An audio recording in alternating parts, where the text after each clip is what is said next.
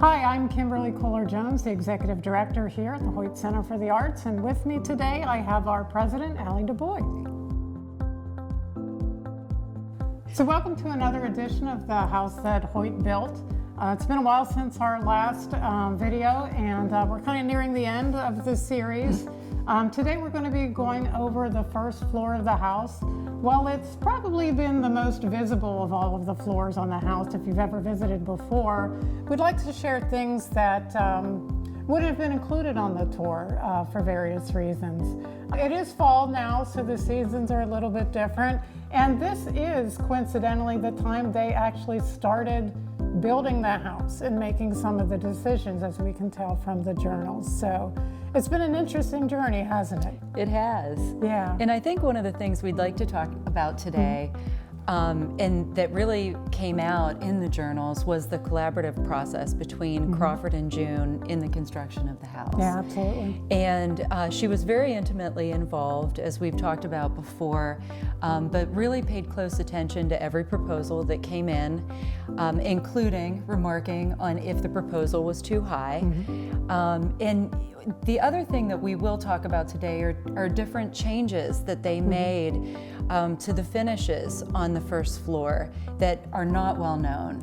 And some of those changes were driven by cost, and others were driven by a woman's prerogative just to change her mind. So with the exception of the blue tile in the kitchen, right? Well, that grew on it. I think we've referenced that before. We have. All right, so why don't we start with the room behind us, with the reception area. This is the room that I think had the first reference to the changes in how the house was being constructed or decorated on the interiors. This large great hall that we have now was originally supposed to be half the size. There was going to be a loggia, which is kind of like an enclosed or an inset porch in the house first. Providing a grand entrance from the street. Oh, absolutely. But less usable space for the family. Right. So, you know, that reference was made, I believe it was around October 1st of 1914, that rather than doing that loggia, that they had this other option of just that big space for the hall for all of the social gatherings and business that would be conducted in the house. And from what I gathered in the journals, it seemed as if because of Crawford's stature in the community, that the designers felt that there was a need for creating a great hall with which to receive visitors. Right. And that was one of the things that drove them pursuing that. And I think one of the things that we learned as we dug through the pages was there were 5 or 6 designers that bid on the house. Tiffany was only one of them. But they were the designer that gave them the first price of $58,000, which, you know, in today's dollars, I think we calculated was... I thought it was around 2.5 million. But I could be wrong. That's a 2 and a 5. Yes.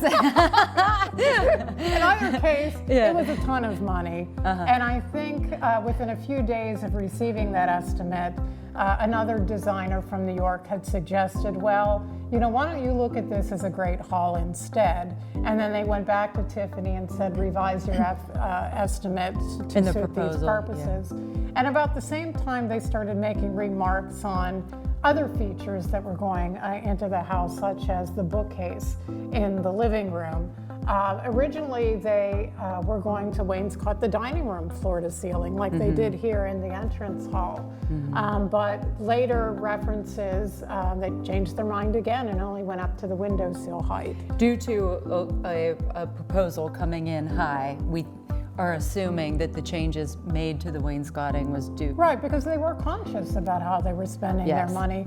And because of the nature of the way houses were constructed then, they were still putting in the second and third floors while they were decorating the first floor. And that was pretty common for that time period. Oh, yeah. And I found it remarkable because usually when you're putting in fireplaces, you know, with current construction, the stack is going all the way up. And one of the things that was interesting is that they were finishing out fireplaces per floor as they were building up. So it goes back to this idea that they had a general concept for what they hoped to achieve in building the houses, but they continued to make decisions on the specifics as they worked their way up. One of the things that I learned from the journal was this room here by the staircase. When I was hired, I was told that was the telephone room, and so I accepted that was the telephone room. But actually, the references in the journal refer to that as Hoyt's office. It starts making sense looking back at the stories we've been told about the family and the way they did entertain and conduct business, that he would have a dedicated space to house some of his working documents and that sort of thing, so that when other board members or trustees or whomever would come to visit him, this is generally where they would meet. So it was in close proximity. If you look at some of the old photographs, it was apparent, even though there are folding doors between the Great Hall and the living room, they had screens that provided privacy so that guests coming, whether it be for business or if they were new acquaintances, they would not have the purview into the family's living spaces. Right, and that's another one of those subtle social cues, that if you got past the reception area into a living space of the house, you've made it one step closer to the family. We're standing on the threshold of the breakfast room, and what this room would have been used for is eating breakfast. Yeah, obviously. But had June and Crawford also had children, most of the children's meals would have been delivered in this room as well. And you'll always find the breakfast rooms on the east side of the house where the sun rises, because that obviously makes sense. But we know from the information that June shared with us that they were foreseeing even further changes down the road. This breakfast room was built with a doorway onto a side porch here, that from the beginning they thought, well, we might want to enclose that someday. And so they ran plumbing and electric to that porch. They poured the concrete floor through to that porch so that if they did decide to enclose it at some point in time, that the foundation was there to do it. We had thought that she had foresight and it kind of was ahead of her time in many other things in the building of the house. And this is kind of attesting to that as well. And we see that reflected in what we now use as our boardroom, which would have been the larger sunroom to the house as well. In the room, we do have some of the dishes that they would have collected. A different service would have been used for each course of a meal. And one of those services was actually owned by Ma'am Hoyt and has her monogram on them as well. And those were gifted to us by June and Crawford's butler, John Lang. Speaking of the butler, we're going to take you through the butler's pantry into the kitchen to talk about some interesting things in that room.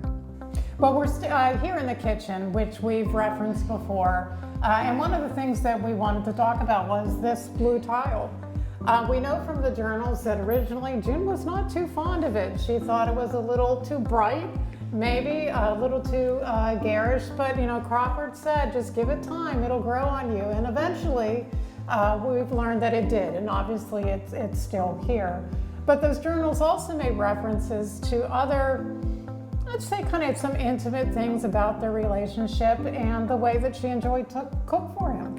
Yes, and so in the journals, she does talk about the gardening and getting the vegetables from the garden. In addition to baking, it seems like she primarily baked bread and sweets, but it was evident in the way she talks about it in the journals how much pleasure she derives from the satisfaction that he feels as he's eating the bread or whatever the pie is that she's made. She was a little competitive with the cook. They did have a cook that prepared their day-to-day meals, but she did take this time to make things for him, and I remember how proud she was of the biscuits, and that the cake was better than Rosa, the cook's. Those sorts of things. And I think too, the other interesting journal entry was in reference to Crawford making the fried egg sandwich. Yeah. And so we have our little cookie cutter because she called him a little piggy if he ended up weighing more than 208 pounds, he should not eat the egg sandwich. Which was at night, so it was after dinner. Yes. It was a little midnight snack. It was. And he ended up clocking in on the scale at 207.5 pounds. So he was allowed to eat the fried egg sandwich. You know, sometimes when we walk into a space like this and we think of a house of this caliber, the way they entertained and whatnot, the kitchens sometimes feel a little small, or smaller than we would expect of a house of this size.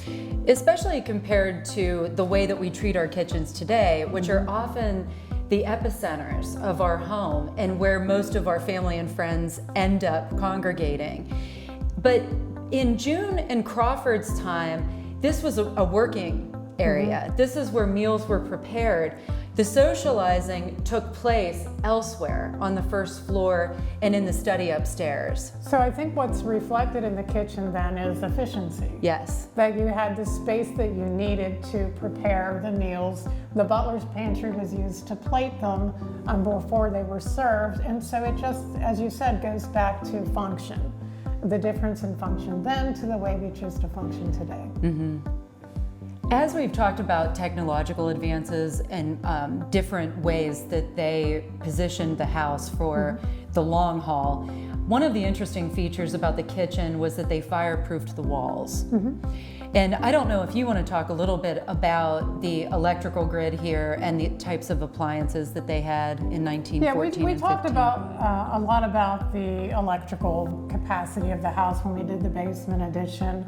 And electric was still relatively new at this point in time, and there was a little bit of fear about the use of it and how that translated into appliances, but June and Crawford didn't seem to share that fear.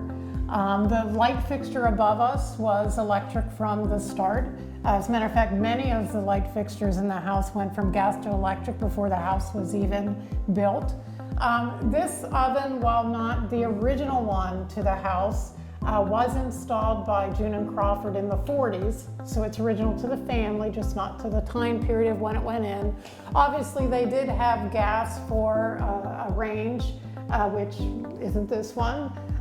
In the back, they had what was a traditional ice box with the delivery of the block through the window, but again, very early on, before the house was finished, they made that into an electric refrigerator.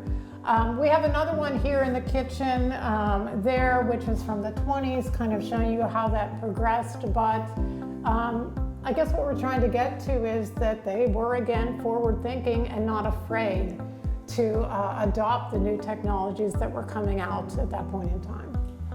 We hope you've enjoyed this episode of The House That Hoyt Built. And if you need to get caught up, the rest of our videos are available on our website. So you can go through the other areas that we've done, and we have one more on the way, and that's a space that nobody ever gets to see, the third floor of the house here. Which I'm looking forward to because I haven't seen it. So until then, take care, be safe, and we look forward to seeing you again.